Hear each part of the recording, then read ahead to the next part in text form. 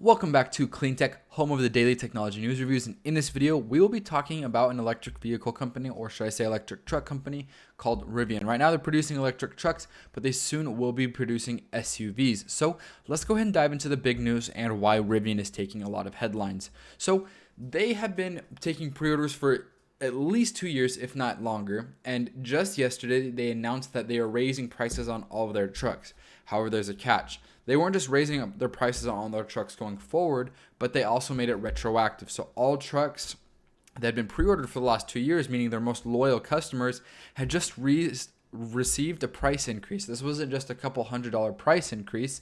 This was around a 20% price increase for the R1T, and the R1S went from $67,000 to $70,000. So if you take a look at this, some customers saw a rising the rise in prices between $10,000 and $20,000. So if you'd ordered a $50,000 truck, it could be a $70,000 truck now. Now that's not what the people that reserved the trucks had signed up for, and it was kind of a rug pull that Rivian performed. They got a ton of reservations, and then they completely just outpriced their trucks. So the company fell about 13% in the stock market on Wednesday, and they fell down another 5% on Thursday. People were not liking this. Rumor has it, there's no verification of this, but over 50% of Rivian reservations fell. And that, I was expecting 10, 20 maybe, and maybe that might not have been a bad thing because they had so much demand. 50%, they have to give those $1,000 deposits back to 50% of the reservation holders, which was absolutely insane. So the Rivian CEO sent out a letter to all reservation holders and did the correct thing. He said, here's an example of a testimonial from a reservation holder. Within 5 seconds of seeing the new price, I clicked the cancel button. So there was so many people that thought of that had the exact same thing going on like that. So basically the Rivian CEO said that he's made a lot of errors, but this one was the most painful error that he's made. And it was a big bummer to see Rivian has done such a good job at keeping their customer trust, and then just out of nowhere they completely just pulled the rug on a lot of their people. I'm trying to find the quote where he said, I don't know where the exact quote is, but he said that it was extremely difficult and that here we go. I fully realize and acknowledge how upset many of you felt, he said. I've made a lot of mistakes since starting Rivian more than 12 years ago, but this one has been the most painful.